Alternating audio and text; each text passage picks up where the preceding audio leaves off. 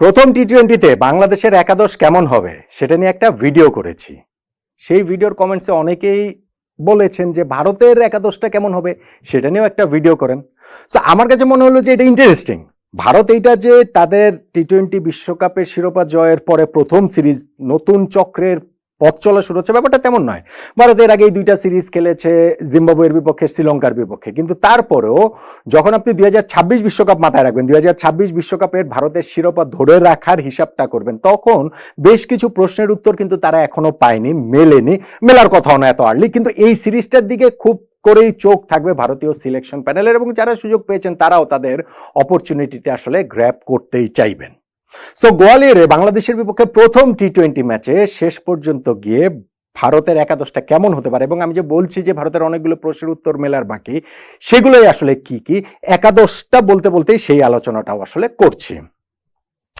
ধরুন, এক নম্বর যেটা প্রশ্নের জায়গা আমার কাছে মনে হয় ভারতের, সেটা হচ্ছে গিয়ে তাদের বিকল্প ওপেনার কে হবেন। অভিষেক শর্মা এই জায়গাটাতে চলে আসছেন, বাংলাদেশের বিপক্ষে ম্যাচে তিনি ওপেন করছেন ফার্স্ট ম্যাচে নিশ্চিতভাবেই। দেখুন, টি-20 ওয়ার্ল্ড কাপে ভারতের দুই ওপেনার ছিলেন রোহিত শর্মা এবং বিরাট কোহলি। তারা কিরকম কিংবদন্তি, ভারতীয় ক্রিকেটে তাদের স্থানটা কোথায় আমরা সবাই সবকিছু জানি, কিন্তু এই শূন্যতা পূরণ করাটা ভারতের জন্য তো একটা বিশাল বড় চ্যালেঞ্জ মনে হয়েছিল না? কিন্তু আসলে খুব একটা চ্যালেঞ্জ হয়নি, কেননা তারা রেডিমেড রিপ্লেসমেন্ট পেয়ে গেছে শুভমান গিল এবং যশস্বী জয়সওয়ালের মধ্যে। এই দুজনই কিন্তু ভারতের টি-20 ফরম্যাটে এখন ফার্স্ট চয়েস ওপেনার, আমি যতটা বুঝি। কিন্তু এই দুজনকেই তো বাংলাদেশের বিপক্ষে সিরিজের টি-20 ফরম্যাট থেকে রেস্ট দেওয়া হয়েছে, ফলে এখানে বিকল্প ওপেনারের তো একটা জায়গা রয়েছে। সেইখানটাতে অভিষেক শর্মা কতটা তার অপরচুনিটি গ্র্যাব করতে পারেন দেখার বিষয়। গত আইপিএল এ দুর্দান্ত খেলেছেন, ভারতের দলে জায়গাও করে নিয়েছেন জিম্বাবুয়ে সিরিজে, এবং সেইখানটাতে তিনি তার মতোই খেলেছেন। প্রথম ম্যাচে 0 রানের আউট, পরের ম্যাচে 46 বলে সেঞ্চুরি করে দিয়েছেন। শ্রীলঙ্কার বিপক্ষে সিরিজে কিন্তু তাকে আবার স্কোয়াডে রাখা হয়নি, ফলে এইবার এটা এক অর্থে তার আবার কামব্যাক, এবং যেহেতু তিনি এইখানটাতে ফিরেছেন, কতটা কি তিনি ওপেনিং এ করতে পারেন, লং টার্ম প্রজেক্টের অংশ তিনি ভারত টিমের হতে পারেন কিনা, এটা দেখার জন্য সিলেকশন প্যানেল নিশ্চিতভাবে মুখিয়ে থাকবে। ওপেনিং এর আরেকটা জায়গা সঞ্জু স্যামসন, আমার কাছে মনে হয় ভারতের 2 নাম্বার যে পয়েন্ট, সেটা হচ্ছে গিয়ে সঞ্জু স্যামসন আসলে ভারতীয় টি-20 ফরম্যাটের লং টার্ম প্রজেক্টের অংশ হতে পারেন কিনা। প্রবাবলি এটাই তার লাস্ট চান্স। কেন আমি এটা বলছি? দেখুন, সঞ্জু স্যামসন আইপিএল এর খুব রেগুলার পারফর্মার, ন্যাশনাল টিমে ততটা না। 2015 সালে ন্যাশনাল টিমে ভারতে তার অভিষেক হয়েছে, কিন্তু এই পরে 9 বছরে টি-20 ফরম্যাটে ম্যাচ খেলেছেন মাত্র 30টা। সো বোঝাই যাচ্ছে তিনি অন এন্ড অফ, তিনি যে আসলে খুব রেগুলার বা স্কোয়াডে থাকলেও 11-এ থাকেন, বিষয়টা সেই রকম নয়। এইবার প্রবাবলি তার লাস্ট চান্স আমি বলছি কেন, কেননা ভারতে আসলে অনেক অনেক প্রতিভাবান এরকম টপ অর্ডার ব্যাটসম্যান বলেন, উইকেট কিপার ব্যাটসম্যান বলেন, অনেকেই রয়েছেন। আর সঞ্জু স্যামসন এই যে ওয়ার্ল্ড কাপের পরেও যদি বলি, জিম্বাবুয়েতে একটা 50 আউট রানে ভালো ইনিংস খেলেন, শ্রীলঙ্কাতে 2 ইনিংস আবার 0 রানে আউট হলেন, ফলে এই জায়গাটাতে তিনি কতটা কি করতে পারেন দেখার বিষয়, এবং তিনি ওপেনিং এ ফিরছেন, প্রবাবলি এইটাও একটা দেখার বিষয়। কেননা তার হচ্ছে গিয়ে জিম্বাবুয়েকে সিরিজের কথা বলছিলাম, ওই সময় ভারতের একটা ম্যাচে, 2টা ম্যাচ আমি দেখছি যে 11-এ হচ্ছে গিয়ে 5 জন পর্যন্ত ওপেনার ছিলেন। যশস্বী জয়সওয়াল, শুভমান গিল, অভিষেক শর্মা আর ঋতুরাজ গায়কোয়াড়, সঞ্জু স্যামসন ছিলেন 5 নম্বরে। ফলে এইখানটাতে তিনি ওপেনিং এর সুযোগ পাচ্ছেন। ভারতের হয়ে তিনি 5টা ম্যাচে প্রবাবলি টি-20-তে ওপেনও করেছেন, আইপিএলও তো তাকে আমরা রেগুলারই দেখি। সো ওইটা তিনি কতটা কাজে লাগাতে পারেন, এটা একটা ইন্টারেস্টিং বিষয় হবে। ব্যাটিং অর্ডারের এরপরে 3 নম্বরে ক্যাপ্টেন সূর্য কুমার যাদব, আলোচনার কিছু নাই। 4 নম্বরে প্রবাবলি শিবম দুবে খেলবেন। 5 নম্বরে এইখানটাতে হচ্ছে গিয়ে তাদের কি বলা চলে যে রিয়ান পরাগ রয়েছেন। 6 নম্বরে হার্দিক পান্ডিয়া, 7 নম্বরে রিঙ্কু সিং। এইটাই প্রবাবলি ভারতের ব্যাটিং লাইন আপ হতে যাচ্ছে বাংলাদেশের বিপক্ষে প্রথম ম্যাচটাতে। এখন এইখানটাতে শিবম দুবে যে তার প্লেসটা একেবারে সিমেন্ট করে ফেলেছেন, রিয়ান পরাগটা যে তার আইপিএল ফর্মকে পুরোপুরি ন্যাশনাল টিমে নিয়ে আসতে পেরেছেন, বিষয়টা সেরকম নয়। আবার রিঙ্কু সিংও ওয়ার্ল্ড কাপ স্কোয়াডে জায়গা পাননি, সেইখানে তার প্লেসটা রিগেইন করার, একেবারে সিমেন্ট করারও একটা বিষয় রয়েছে। সো এই জায়গাগুলো প্রশ্নের উত্তর মেলাটাও ভারতের জন্য, ভারতের সিলেকশন প্যানেলের জন্য গুরুত্বপূর্ণ, তাদের জন্য আসলে গুরুত্বপূর্ণ।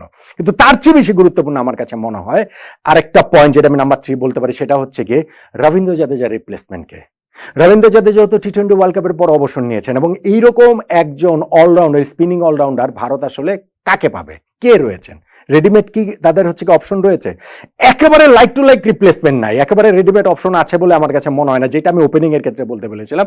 যেমন এই বাংলাদেশের বিপক্ষে সিরিজের স্কোয়াডে তাদের এখানে স্পিনার হিসেবে ধরেন বরুণ চক্রবর্তী রয়েছেন, রবি বিষ্ণয় রয়েছেন, ওয়াশিংটন সুন্দর রয়েছেন, এবং এদের মধ্যে ব্যাটিংটা তুলনামূলক সবার ভালো, এই 3 জনের মধ্যে ভালো হচ্ছে কি ওয়াশিংটন সুন্দরের। সো ওয়াশিংটন সুন্দর কি আসলে রবীন্দ্র জাদেজার বিকল্প হয়ে উঠতে পারবেন কি না, সেইটা হচ্ছে গিয়ে দেখার বিষয়। সো ব্যাটিং অর্ডারে আমি তাকে অবশ্যই মানে 7 নম্বরে ওই জায়গাটাতে দেখছি, এবং 8 নম্বরে আমার কাছে মনে হয়েছে ওই দুই স্পিনার রবি বিষ্ণয় এবং বরুণ চক্রবর্তীর মধ্যে রবি বিষ্ণয়কেই খেলানো হবে। বরুণ চক্রবর্তীকে প্রথম ম্যাচে অন্ততপক্ষে একাদশে আমি দেখছি না, তাকে একাদশে সুযোগ পেলেও তিনি কি আবার ভারতের এই লং টার্ম প্রজেক্টের অংশ কিনা সেইটাও দেখার বিষয় রয়েছে। 2021 সালের পর তিনি আবারও এই টিমটাতে ভারতের টি-20 স্কোয়াডের সুযোগ পেলেন। সো 7+2 9 জন বললাম, আর 2 জন পেস বোলার, সেখানে একজন হচ্ছে গিয়ে আর্শদীপ, ভারতের এই টিমটার অংশ। কিন্তু যেই আরেকটা বিষয় ভারতের সিলেকশন প্যানেলের খুব করে দেখার, সেটা হচ্ছে মায়াঙ্ক যাদব। ওকে কত আইপিএলে গতির ঝড় তুলে তার অভিষেক হয়েছে, প্রথম 2টা ম্যাচে 3-6 উইকেট পেয়েছেন, 2টাতেই ম্যান অফ দ্য ম্যাচ হয়েছেন। তার চেয়ে বড় কথা হচ্ছে 150-তে রেগুলার বল করে গিয়েছেন। হ্যাঁ, ইনজুরির কারণে 4 ম্যাচের বেশি খেলতে পারেননি, তারপরে দীর্ঘ একটা রিহ্যাব করেছেন তিনি হচ্ছে গিয়ে তাদের ন্যাশনাল ক্রিকেট একাডেমিতে বেঙ্গালুরুতে। এরপরেই কিন্তু এইখানে ফিরছেন। মায়াঙ্ক যাদব আসলে ইন্টারন্যাশনাল ক্রিকেটটা বিলং করেন কিনা, কতটা করতে পারেন, কতটা ভালো খেলতে পারেন, সেইটা দেখার জন্য কিন্তু একটা খুবই হট প্রসপেক্ট ভারতীয় ক্রিকেটের পেস বোলিং এর, ফাস্ট বোলিং এর। সেই জন্য ভারতীয় সিলেকশন প্যানেলটা আসলে মুখিয়ে থাকবে বলে আমার কাছে মনে হয়। ওইখানে রানাকে আর ফার্স্ট 11-এ খেলানো হবে না বলে আমার কাছে মনে হয়। যে এইখানে তার মানে হচ্ছে কি 2 জন যে পেসারের কথা আমি বলছি, মায়াঙ্ক যাদব এবং আর্শদীপ সিং, সঙ্গে তো আরো তাদের শিবম দুবে আর হচ্ছে হার্দিক পান্ডিয়ার পেস বোলিং তো রয়েছেই, আর হচ্ছে কি রবি বিষ্ণয়, ওয়াশিংটন সুন্দরের স্পিন বোলিং রয়েছে। চাইলে হচ্ছে অভিষেক শর্মাকে দিয়েও কয়েক ওভার করানো যেতে পারে, রিয়ান পরাগ রয়েছে। সো তাদের তো অপশনের অভাব নেই। ভারতের এই দলে মিনি অলরাউন্ডার বলেন, অনেকগুলো জায়গায় বলছেন, অপশনের শেষ পর্যন্ত অভাব নেই। দুর্দান্ত একটা দল, যে অনেকগুলো প্রশ্নের উত্তর তাদের খুঁজে পাওয়ার ব্যাপার অবশ্যই রয়েছে। তো শেষ পর্যন্ত গিয়ে বাংলাদেশের বিপক্ষে এই ম্যাচে তারা যেই একাদশ নিয়ে খেলবে বলে আমার কাছে মনে হয়, সেটা অনেকটা এরকম: অভিষেক শর্মা, সঞ্জু স্যামসং, সূর্য কুমার যাদব, শিবম দুবে, রিয়ান পরাগ, হার্দিক পান্ডিয়া, রিঙ্কু সিং, ওয়াশিংটন সুন্দর, রবি বিষ্ণয়, আর্শদীপ সিং এবং মায়াঙ্ক যাদব।